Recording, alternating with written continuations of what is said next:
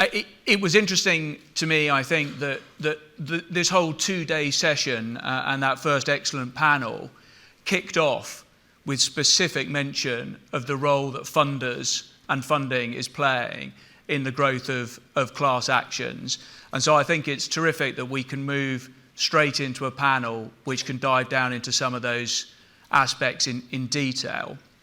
And as we heard from the panelists just before, the role that funders are playing is absolutely critical, and I think everyone is recognizing that the sophistication and the reach of funders is growing exponentially as this market develops. And so perhaps just to sort of set the scene for the discussion to follow, Jeremy, I might ask you, if I may, first of all, or Stephen rather, Stephen, forgive me.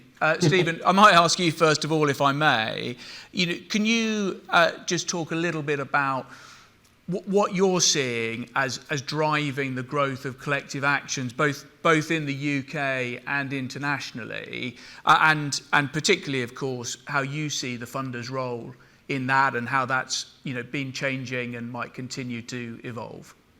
Yeah, sure. Can you see and hear me? Very well. Yeah. The giant bald man on the screen. I was meaning to be there in person. I got all suited up, but then my back decided to fall out with me. So here I am, feeling like I'm in lockdown again. Anyway, I digress.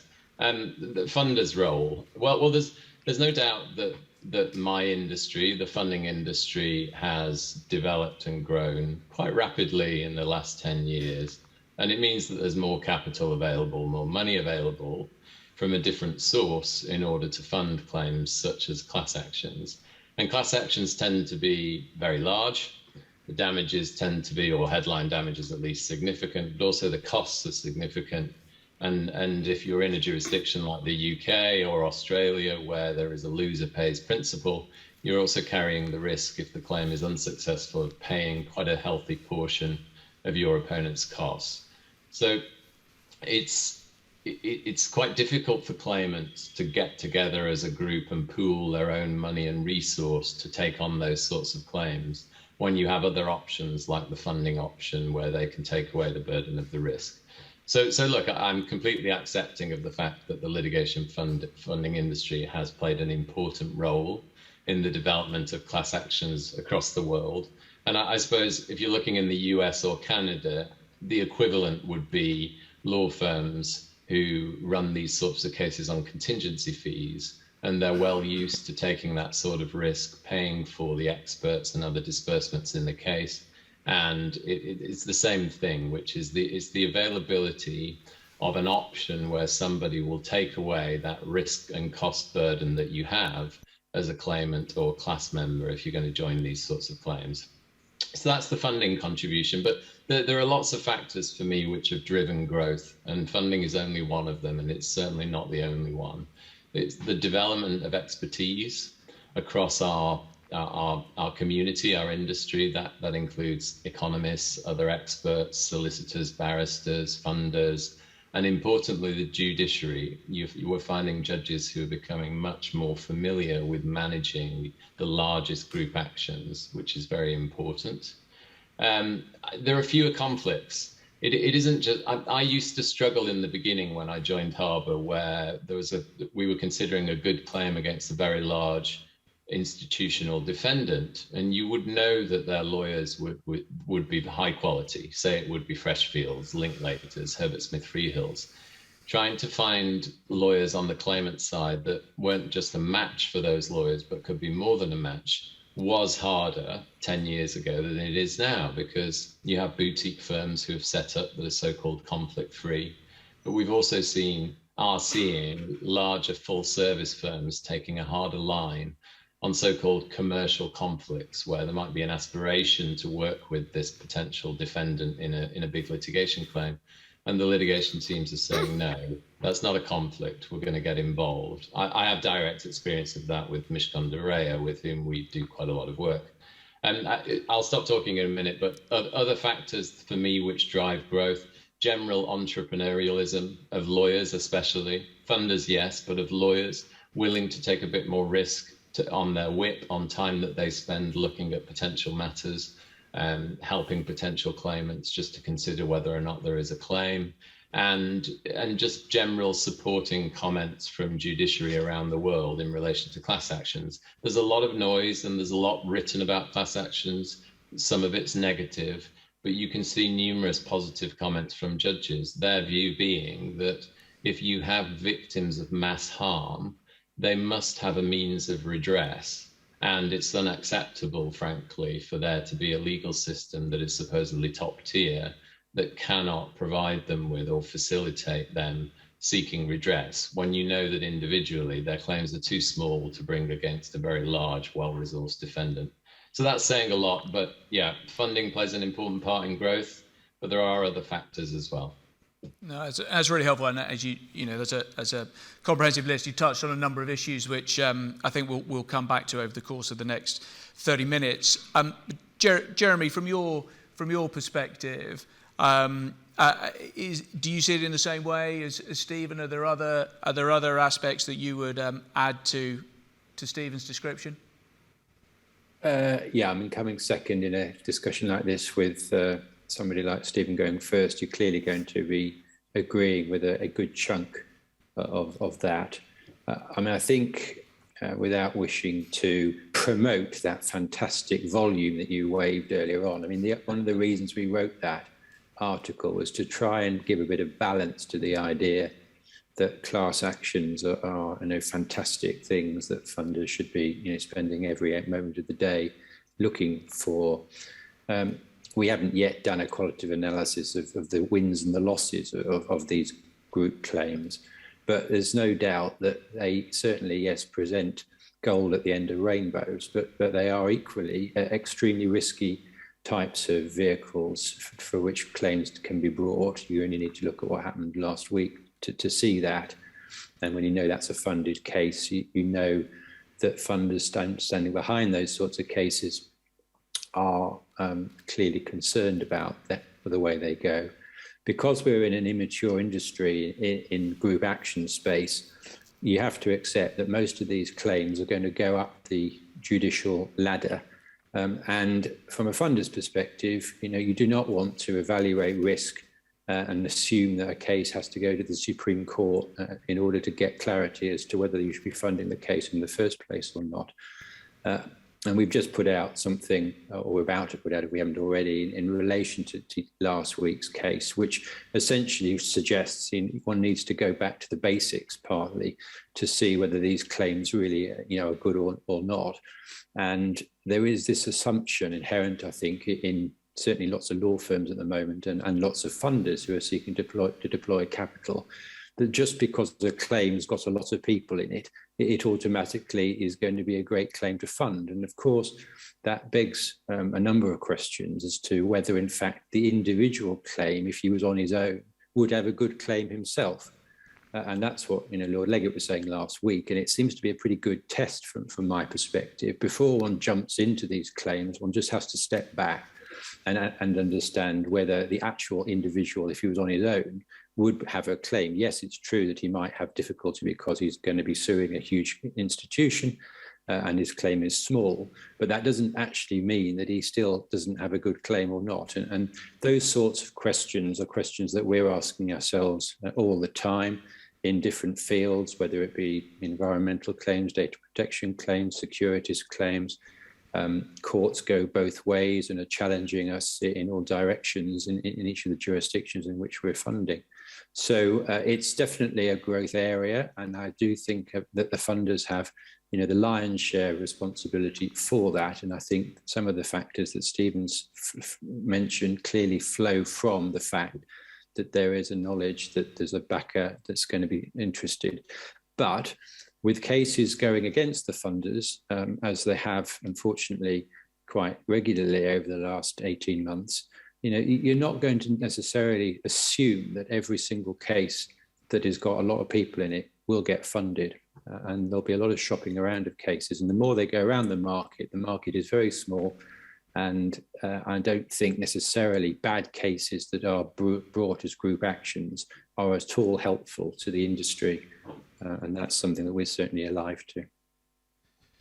No, that's interesting, and I mean some of those challenges, Jeremy, that you've mentioned there are certainly points that I just want to come back to and explore in a minute or two. But before we do that, Aastha, I know when we were talking before, you were saying that you're there at the coalface, sort of building these claims and working with the funders, and you were saying that you've seen how the funders' sort of role and what they expect and require and what they'll support has sort of changed a little bit over time, and that's part of a sort of a more sophisticated approach to building class actions. I wonder if you could just expand on that a bit. Yeah, of course. Thanks, Richard. I mean, I agree. I think just building on what Stephen and Jeremy have said, I think one of the benefits of having third-party funding is, I think, collectively, particularly in the UK, collectively, we're developing the expertise so that better claims or more developed claims are being actually brought forward for funding and then obviously for certification.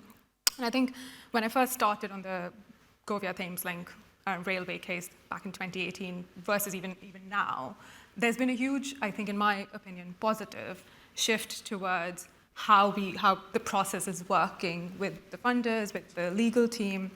I think the three key things that I think are working well is the first thing is everybody involved is looking at it in a more practical manner. And what I mean by that is it's not an immediate go, no-go decision, which I think was always going to be quite a difficult ask, particularly for standalone claims, because there's just not that much information available. So there's a little bit more staging of the process of how you go forward. I think the second thing, actually, happily, with third-party funding, there's a little bit more move towards more seed funding being available to actually look into things for greater depth.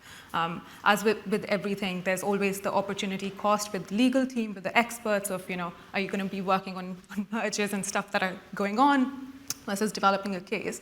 And I think having some skin in the game actually helps you look at it a bit more deeply and allow you to look at the facts and develop a better case. And I think thirdly, I think as Jeremy was also saying, was that we're working together as a team. So, the economists who are working at it, and the lawyers who are working on it, and everybody else involved. I think what allows you to do, obviously, as with anything, the working model works better when you know that you're in it together.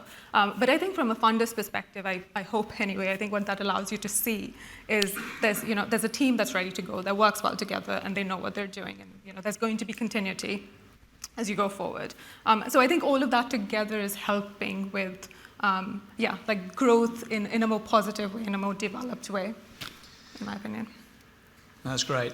So I mean, Jeremy, as I said, we might. I mean, this kind of event, it's sort of easy to get sort of carried away, persuaded by our own oratory, and so on. And I think some of the points you were making about, some of the challenges that you see as a funder in relation to collective actions are actually really interesting to sort of drill down into a little bit. So can you just talk a bit more about, in the collective action space particularly, what are some of those challenges that as a funder you see? Are they procedural challenges? Are they cultural challenges, evidential challenges, judicial challenges? Do they vary by jurisdiction from jurisdiction to jurisdiction? You just talk a little bit more about that. Yeah, I think it depends a little bit on the sort of claim group that the funders have to grapple with. So on the one hand, you will always have historically seen that the funders would prefer to build a book of institutional clients, let's say in a securities case. But if you talk to too many funders about that, you'd say, actually, that sounds great because losses are a lot larger, but you can add another 5 years onto the timeline because institutions simply don't react as quickly as you'd like, and their data just doesn't talk to you in the same way, and therefore your back office needs to be effective.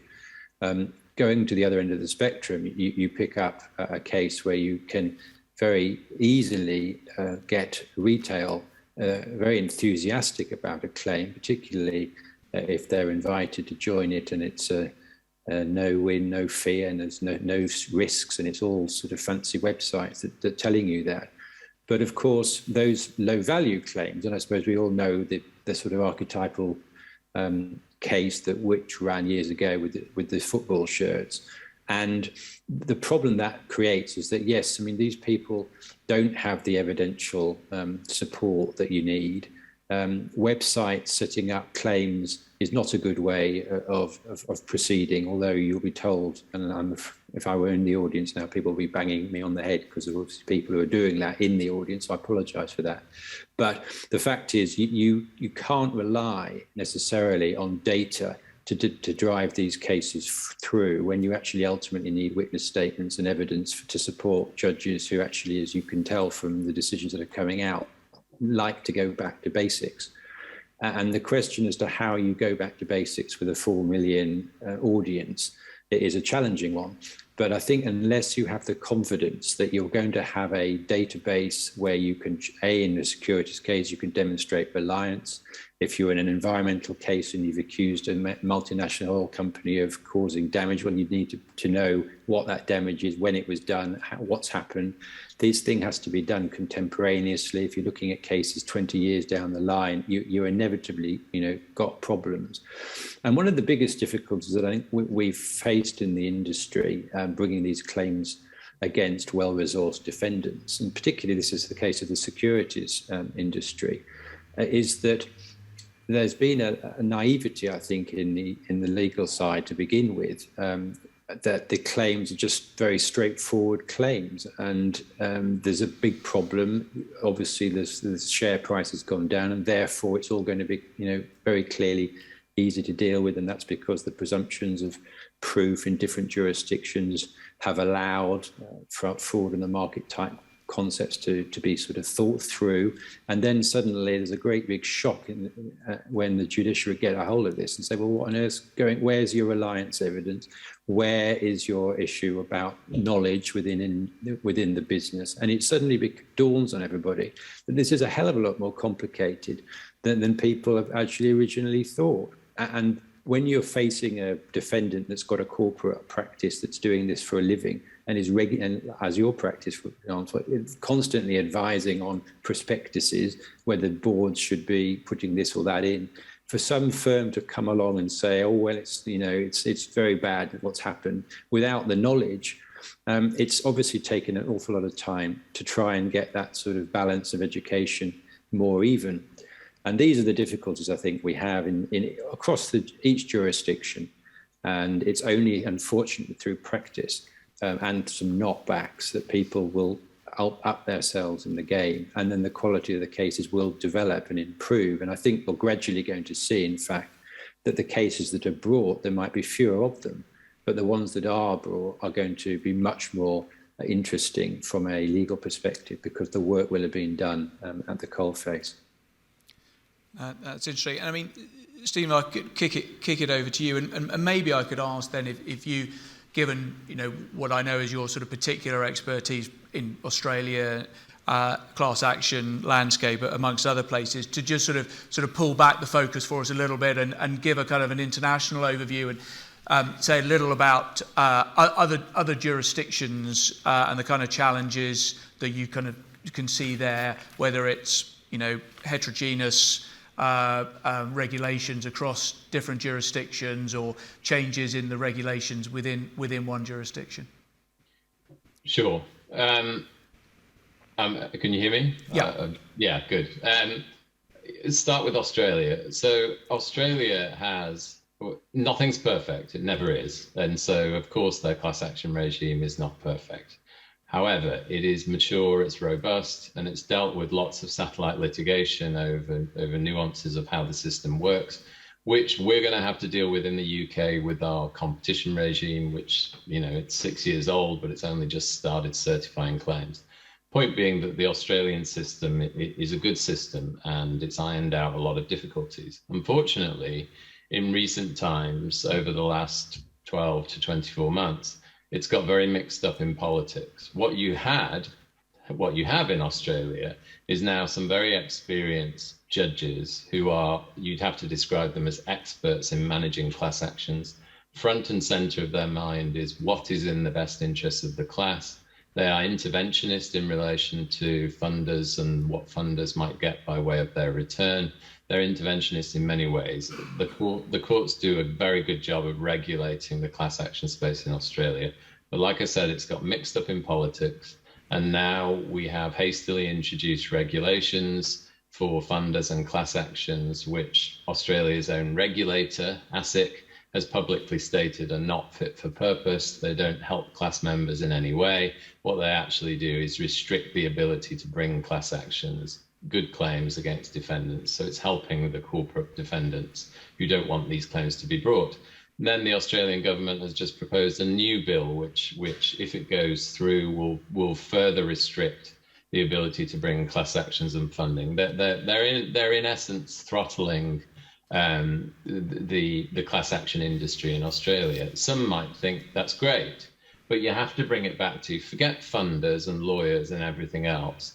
There are and there will be forevermore instances of terrible, egregious behavior which causes mass harm to people, where those people should have a means of redress.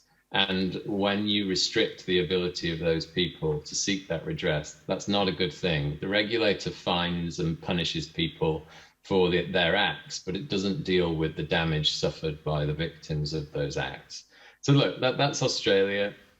I could talk about Canada and other countries, but you're asking me about different challenges in different jurisdictions. For me, the biggest challenge, almost immediate challenge, is the so-called book build, the signing up claimants and forming a group.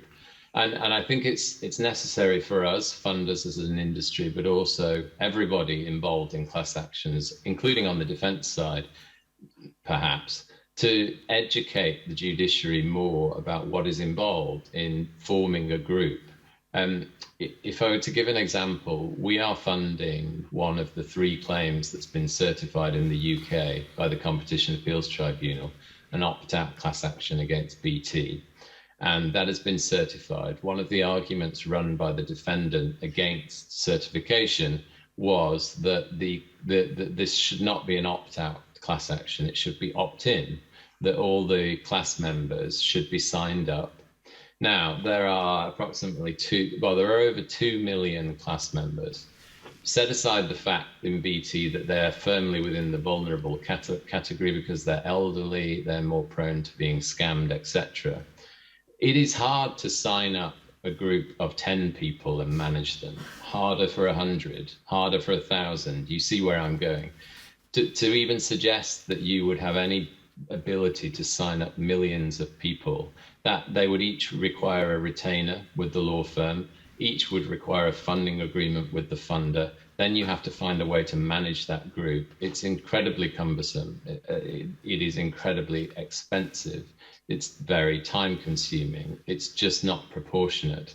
And we're seeing these arguments being raised and run in the UK, but in other countries too. I think we just need to educate more people about what it actually takes to form a group if your position is that you're not going to have a genuine opt-out class action regime where one person can represent everybody in the group. If you don't facilitate claims in that way and you're saying, no, you have to go and sign them up, you're restricting a lot of good claims that sort of I'd call consumers or mums and dads will have. And really you're left with claims that can be brought by small discrete groups of institutions. Yes, Jeremy's right, it's hard to sign them up, it takes a long time. But coming back to my point, book building very large numbers of people, it's just not realistic. Thanks. And Aastha, I think Pinar in the first panel was touched on some of this, but I think from the expert side of things, I mean, one of the challenges I guess funders will see as much as anybody else is the level of sort of uncertainty about how the expert evidence sort of plays out at the early stages of these claims. And maybe you can just sort of expand a little bit on what Pinar was saying early on. Yeah, absolutely.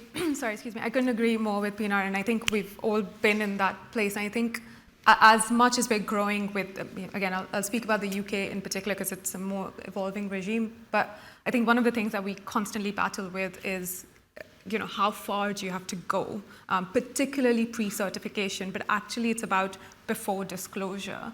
And I think there are several ways that it comes up, but one of the things is like how far do you have to go with proving the harm? And of the many things that we learned from Lloyd v. Google, I think this is of course one of them, is how far should you, and quite honestly, can you go in some cases? And it's not a trivial decision because, one could want the world, but as Jeremy and Stephen have pointed out, I mean, that has quite critical funding implications. So the data that you'd require, the expert time you would require, or perhaps even several other experts that you might require. I think related to that, it's also about, in the world that we are looking at class actions, of course it's about compensatory damages for individual harm, and that's accepted. But the fact that we have the regime of, there's an aggregation of the damages, and there's a separate, perhaps, issue about how you distribute those damages to individuals. One has to come up with a practical way to identify those aggregate damages. I think it'll be a shame if all it is we have to actually find out individual damages and sum them up, because that just, I think, goes against what we're trying to do in a regime where we want to move forward with these class action claims. So how do you do that? And again, the analytical issue with that is with some of the claims that are coming up, which includes so many people, which is almost like the population of a country, nearly. It's any sensitivity you have around how much that individual claim would be, gets amplified quite a lot. So, it's not an easy thing to do. So I think some guidance or some, and I think actually perhaps a more positive view of the Lloyd v. Google thing is there is actually some direction on how far you need to go. Of course, more thinking needs to be done practically from practitioners. And then related to that, of course, once you do have some agreement on that, how do you then identify individual damages? Because again, you at least have to keep in mind the compensatory principle that each individual should be given how much they've been harmed. So there are some challenges, but there's some creative thinking and moving forward that's required, I think. Well, perfect. And look, picking up on that sort of positive end, and I don't want to be too sort of downbeat in this panel. I mean, clearly everybody in this room appreciates that class actions are a critical tool for access to justice. I want to leave 5 minutes for any questions there may be in the room or coming in online. So perhaps my last question to the panel before opening it up is if each of you had to identify, one or two areas which you think are going to present really interesting opportunities and growth potential for class actions. We had some name checked in the first panel, whether that's a result of legislative change or cultural change or whatever it might be. But if I could maybe just ask each of you to just name one or maximum two areas that you're really looking at as a kind of the new frontier for funded class actions, and then we can see if there are any questions. Jeremy, perhaps back to you to go first for this one. Yeah, I think the answer to that for class actions is going to be cases where the damage that's suffered by the class is ascertainable very readily, often is fixed, and is not going to be complicated by issues of reliance. And therefore, you're tending to look at things like environmental claims, product liability claims, things that have a definite cause and effect. And of course, securities claims are there. They're bloody difficult to bring, no doubt about it, but they are quite good examples. I think the claims that are more difficult are clearly the claims where you're trying to shoehorn into a class a per capita concept of damage. That's going to be very difficult. But I do think that you're starting from the position of where you can get your basics right and then work out from there. Great, thank you. Aastha, maybe to you next. Thank you. I think, I mean, it'd be hard to, I mean, I completely agree, but I think one thing where I think we're going to move forward is actually the tech giants that we're looking at, but actually not in the same way as we've been trying to bring standalone somewhat. I think the various investigations that are going on across competition authorities, but also, you know, around data privacy, I think follow on claims through that, where, as Jeremy pointed out, I think the harm to consumers is quite clear and therefore ascertainable, is I think where we'll see more growth in a few years. And lastly, Stephen, the view from Harbour in terms of the sort of the next 10 years. The next 10 years. Well, so just on Aastha's point about big tech, yes, there are unsurprisingly to anyone, lots of people thinking about claims against big tech. They're certainly in the sights of the regulators. Personally, I struggle with a lot of those claims. They require an extraordinary budget. We've funded claims against those types of defendants, and it's an experience. I think there's a long way to go in the regulatory investigation piece for big tech. But I'm just going to bring it all back. The next 10 years in class actions, well, this is what I hope for.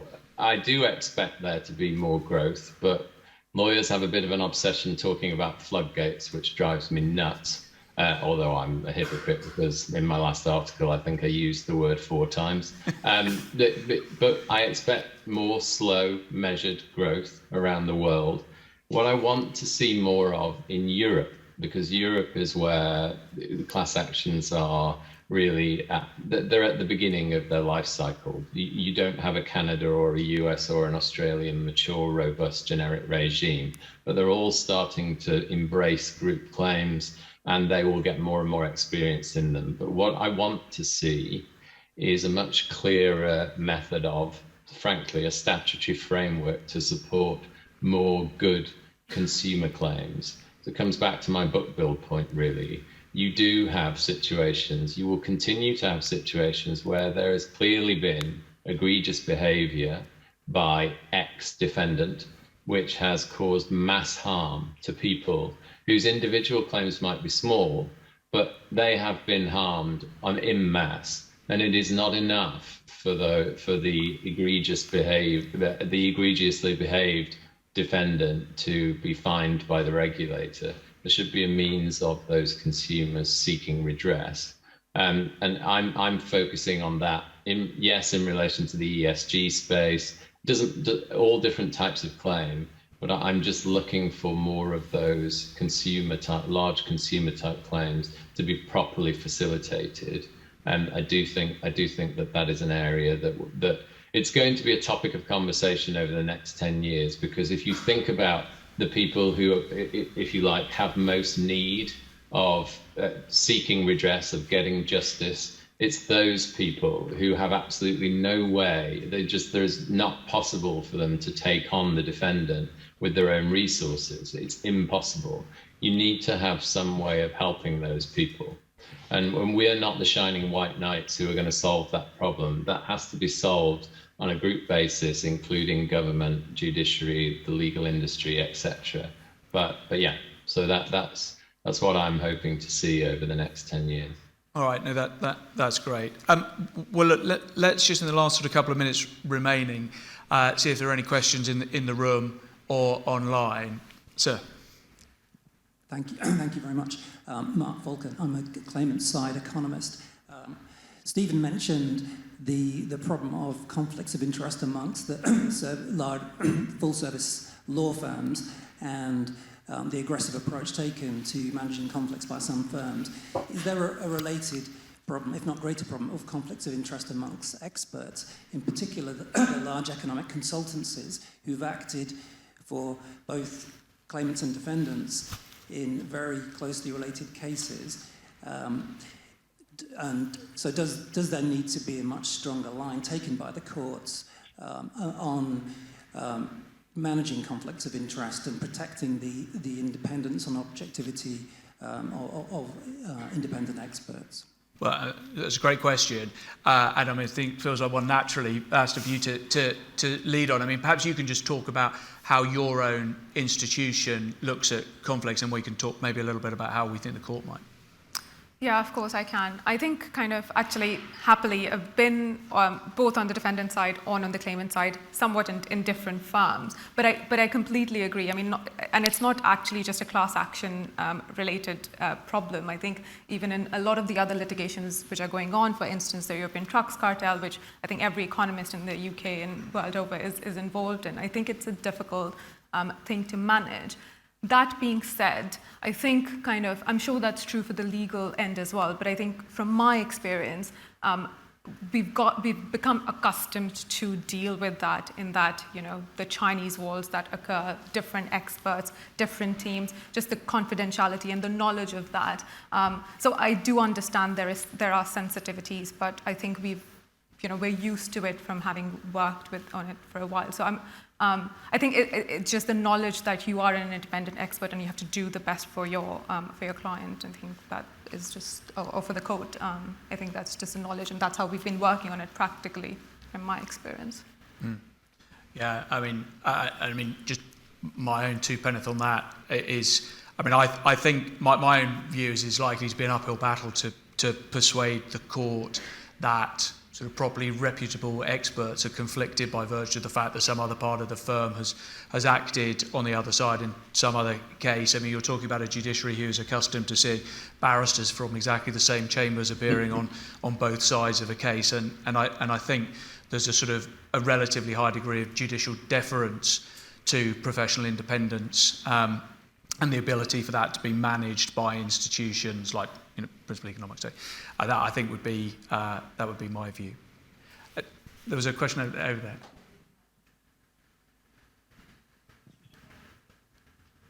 Hi, my name is Ana Carolina. I am director of PGMBM for the Litigation Finance Practice. My question follows up from the last comment that Stefan made about access to justice and acting for good. I would like to know from Harbour and Omni if they have been experiencing an increase in the interest or even on the concern of their investors and clients in respect of what are the social and environmental impacts of the litigations that they fund. Well, Stephen, that picks up on the last comment you made. Could you hear the question okay? Yeah, I could. Yeah. So ESG, it's not just a buzzword. It's not just a fad. It's very. So most of the money that Harbour manages comes from Ivy League endowments, so very multi-billion funds in the US, and they are absolutely on top of and care very much about ESG, and that means that we have to be aligned with them in that respect. There are claims that we're running that fit within that bracket. It's something, I mean, the simplest thing to say is it's something that we have to think about a lot, but more importantly is going to be, you asked about the next 10 years previously, it's going to be a bigger and bigger issue. The environmental, is something where we're already seeing attempts to establish a duty of care in relation to a government for having support. So take Australia as an example. There is a claim that's been launched against the government, and I think it'll be very difficult, but it's very interesting, trying to establish that the government had a duty of care to certain people in Australia whose homes will no longer exist because the water will rise 1 metre or however much it is, and mean that they can no longer inhabit the place where they currently inhabit. And that's because the government has supported for too long the use of coal. But anyway, those environmental claims are at the beginning. Over the next 10 years, we will see those develop, and it will be a bigger and bigger issue. Governance is already, so the G is already a big issue, I think. Jeremy's talked about securities class actions. They generally relate to establishing good corporate behavior on behalf of defendants, and when they behave badly, then there should be a means of correcting and stopping them from doing that. The social part of it, the S, is a little bit more tricky. But anyway, hopefully I've given some sort of answer. It's a very important and topical point. Right, and Jeremy, I think the last word is likely to fall to you. About those claims is that they're also very topical claims for defendants. And I mean, the answer, I think, to Stephen's point about the difficulty of getting signed up of 4 million people, which is obviously right, it is that a defendant, a properly constituted defendant with proper ESG principles, recognising that he has done wrong in X way, a bit like the FCA comes along and devises a remediation plan, you would want a defendant to do likewise. And therefore, I certainly support the question, the intent of the question, and the challenge, of course, a lot of these ESG claims bring, and your firm, Caroline, has done a great job of getting the UK court to accept jurisdiction in relation to many of these claims that frankly, at first off, you'd think was going to be bloody difficult. And as a consequence, the UK, and there are many other firms, of course, in this space have done a great job as well of making sure that parent company liability for acts of subsidiaries is something that is going to be under the scrutiny of the English court. And because of those, and because, as Stephen says, we're in the same position, we've got investors who are obviously going to have these things front and centre of their agendas. But they're going to be very important claims over the next set of years.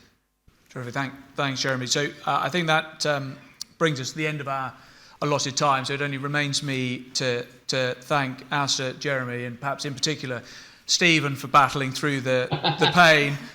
We'll see whether I'm in similar shape tomorrow, having had to dislocate my neck for most of the presentation. But anyway, but thank you all very much indeed. And thank you for listening, and thank you for the questions.